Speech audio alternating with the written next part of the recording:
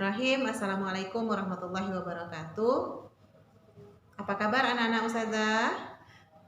Ustazah doakan semoga pada hari ini anak-anak Ustazah selalu dalam keadaan sehat walafiat, selalu semangat, bahagia, dan selalu dalam lindungan Allah Subhanahu wa Ta'ala. Baiklah anak-anak Ustazah, pada pagi hari ini kita bertemu kembali di pelajaran Bahasa Indonesia. Kita masuk ke tema 2. Dan sebelumnya, anak Ustazah, kita buka pelajaran kita pada kali ini dengan basmalah, Bismillahirrahmanirrahim, dan salawat Nabi, Allahumma salli ala Muhammad wa ala ali Muhammad. Baiklah anak Ustazah, tadi pagi sudah membaca doa sebelum belajar ya, dan kali ini kita lanjut ke pelajaran kita pada hari ini, yaitu tentang peta pikiran. Apa itu peta pikiran? Sudah pernah mendengar?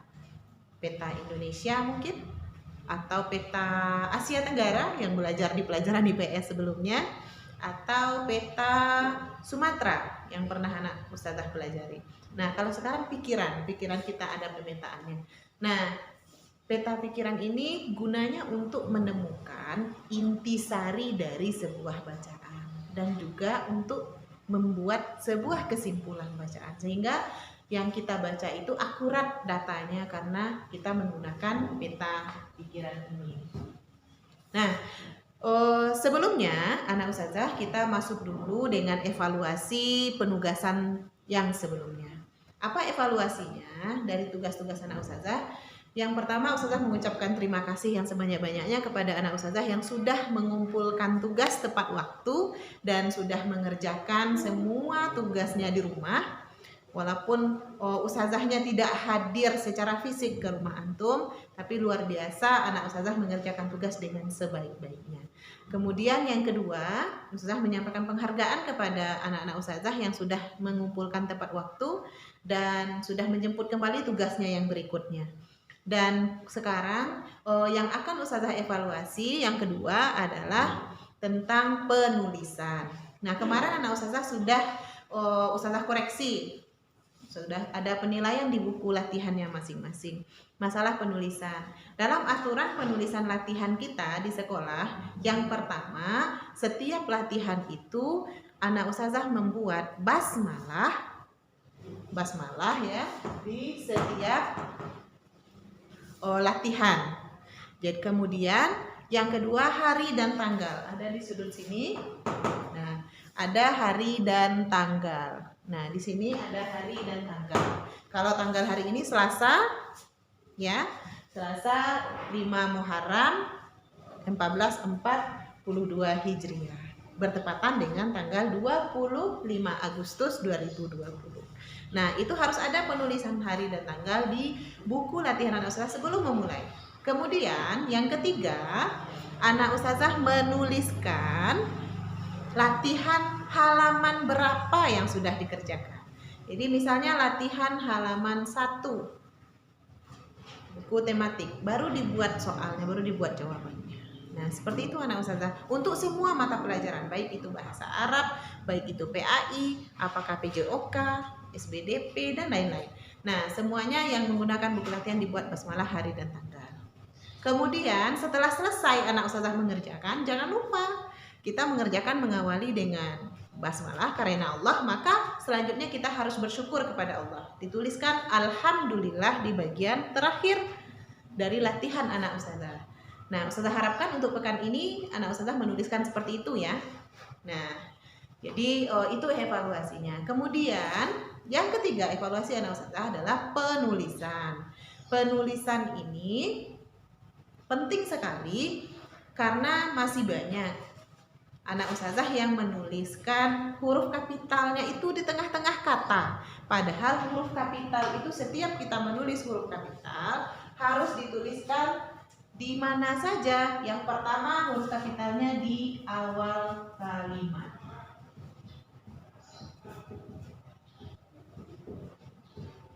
Di awal kalimat dituliskan. Kemudian yang kedua, di mana lagi ustazah? Selanjutnya anak ustazah menuliskan huruf kapital tersebut di nama orang.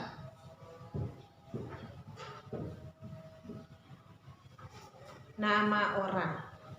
Nih, penulisan huruf kapital.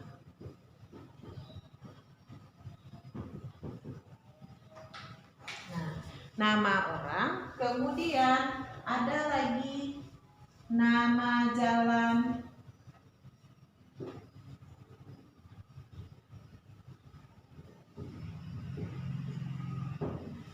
Kalau kita apakan nama tempat ya, nama jalan, kemudian yang ketiga yang sering muncul itu adalah nama orang, nama jalan, kemudian nama tempat.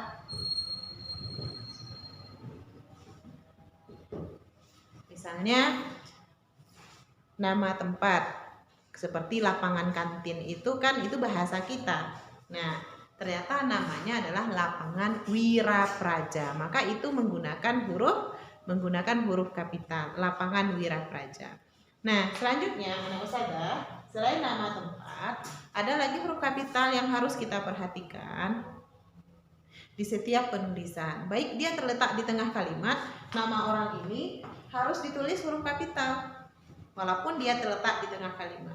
Kemudian nama tempat ini walaupun dia terletak di tengah kalimat, maka dia harus ditulis huruf kapital. Nah, kemudian nama hari.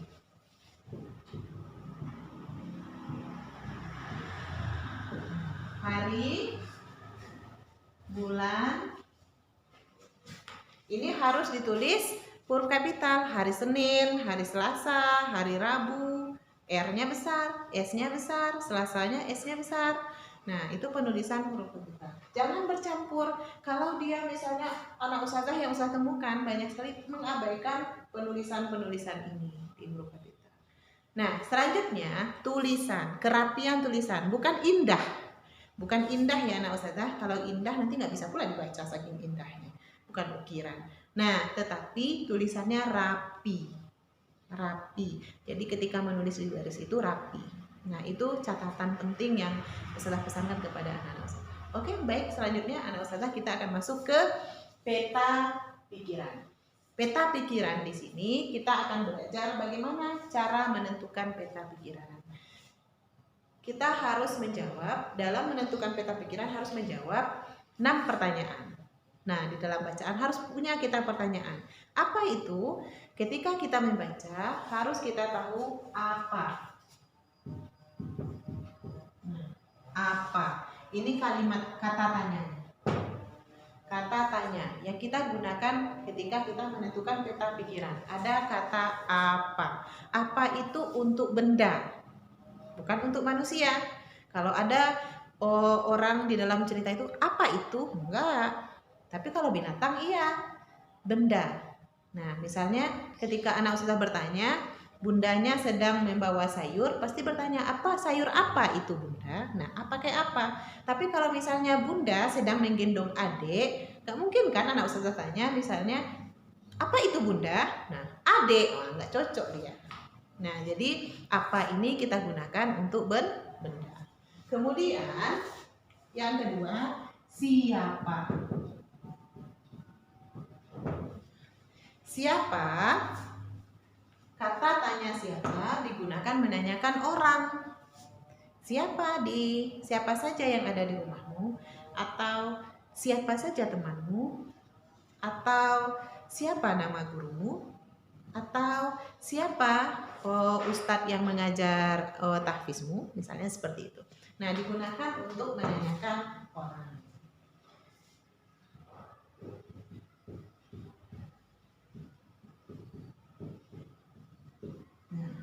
Kemudian yang ketiga, di mana? Di mana ini untuk menanyakan tempat. Di mana? Tempat. Jadi ketika anak ustazah menanyakan suatu tempat, maka anak ustazah akan bertanya di mana. Gak bisa. Oh, tadi kamu kamu datang dari mana? Misalnya. Gak bisa misalnya bertanya kamu dari siapa. Nah, jadi penggunaan kalimat di mana ini menanyakan datang dari, di mana atau tempat. Di mana? Maksudnya keberadaan.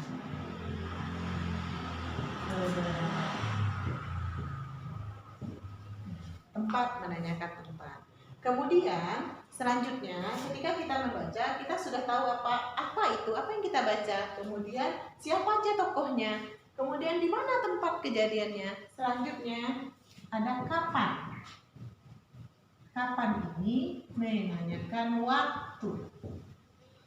Bisa suatu sore, dahulu kala, di suatu tempat, atau lebih tepatnya misalnya Selasa jam 9. Nah, itu adalah menanyakan tentang kapan. Kapan kamu belajar bahasa Indonesia? Kapan kamu belajar matematika? Atau kapan kamu berkunjung ke rumah nenek? Atau kapan COVID ini berakhir? Nah, itu menanyakan waktu. Maka jawabannya tentu waktu. Nah, harus ada. Kemudian mengapa? Ada kata tanya mengapa. Mengapa itu terjadi? Menanyakan sebab. Sebab. Ketika anak ustazah menanyakan mengapa kamu melakukannya, mengapa saat sekarang kamu belajar di rumah, karena Bukit Tinggi masih zona merah kasus COVID-19. Nah, itu jawabannya. Mengapa? Sebab terjadinya sesuatu. Maka yang ditanya adalah mengapa. Dicari di bacaan, mengapa itu terjadi? Nah, harus ada sebab kejadiannya. Nah, kemudian bagaimana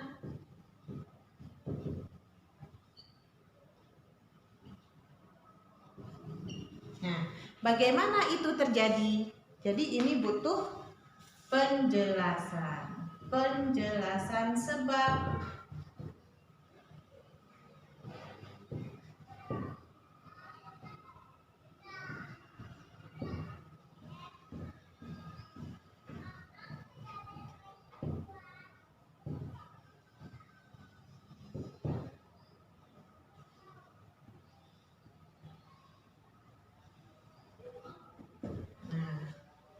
Bagaimana penjelasan rincinya?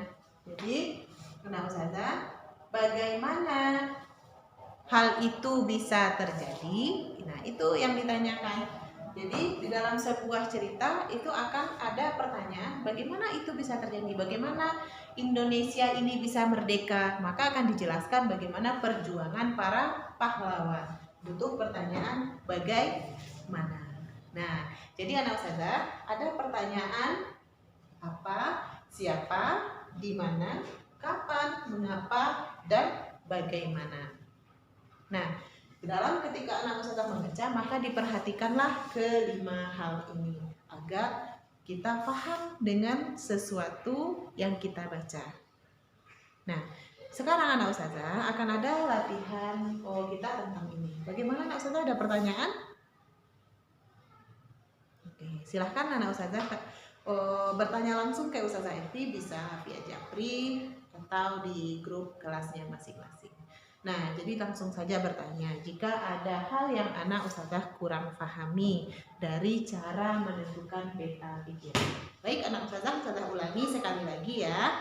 Nah, dalam menentukan peta pikiran ini atau kita menentukan konsep dari sebuah bacaan yang kita baca, menentukan pikiran kita, maka kita harus menjawab ke 6 hal ini dari yang kita baca. Maka baru bisa disebut dia sebuah peta pikiran. Yang pertama, ada apa? Ketika kita bertanya apa yang kita baca ini, misalnya tentang proklamasi kemerdekaan Indonesia, dan terjawab apa yang dibaca. Kemudian yang kedua, siapa saja tokohnya. Nah, dalam bacaan tersebut siapa, karena menanyakan orang, otomatis orang jawabannya. Nah, siapa saja, maka pertanyaan ini akan dijawab, Insinyur Soekarno misalnya, Muhammad Hatta.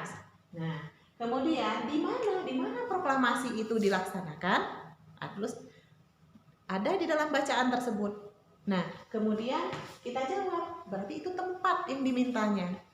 Nah, setelah itu kapan? Kapan itu terjadi? Waktu itu, waktu proklamasi kemerdekaan itu kapan terjadinya? Misalnya, seperti itu ya. Nah, kemudian mengapa? Apa sebabnya sehingga Indonesia mengeluarkan proklamasi, teks proklamasi? Kenapa kita harus merdeka? Mengapa? Apa sebabnya Indonesia mengeluarkan proklamasi, memperjuangkan untuk adanya proklamasi tersebut? Nah, kemudian bagaimana?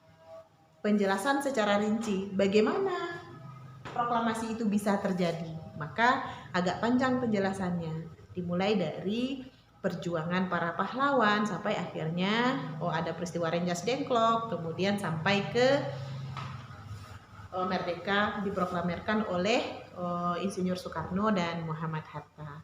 Baik anak-anak Ustazah, itu saja materi kita bahasa Indonesia kali ini, dan Ustazah harapkan anak Ustazah bisa memahami dan bermanfaat tentunya untuk kehidupan kita sehari-hari. Bagi anak Ustazah, latih terus bacaannya. Makin banyak kita membaca, makin banyak pengetahuan yang kita dapat, makin tahu kita tentang kondisi di lingkungan kita dan dunia ini. Jadi anak Ustazah bisa menjelajah dunia dengan membaca. Nah, hati-hati juga memilih buku yang perlu kita baca. Maka anak Ustazah, berilah buku-buku yang sesuai dengan usia antum. Jangan membaca dulu buku-buku yang tidak sesuai dengan usia kita. Jadi bacalah buku-buku yang sesuai dengan usia kita. Baik anak Ustazah, selamat mengerjakan latihan. Ditulis sesuai ketentuan tadi, dibuat basmalah, hari, tanggal, kemudian latihan halaman berapa, setelah itu terakhir dibuat alhamdulillah untuk semua mata pelajaran. Baik anak Ustazah, jika ada pertanyaan silahkan menjawab seperti yang Ustazah sampaikan tadi. Sampai di sini dulu pertemuan kita di pelajaran bahasa Indonesia. Kita tutup dengan alhamdulillahirabbil alamin dan doa kafaratul majlis. Subhanakallahumma rabbana wa bihamdika asyhadu an la ilaha anta astaghfiruka wa atubu ilaik. Amin ya rabbal alamin. Syukran katsiran anak Ustazah atas perhatiannya. Selamat belajar. Assalamualaikum warahmatullahi wabarakatuh.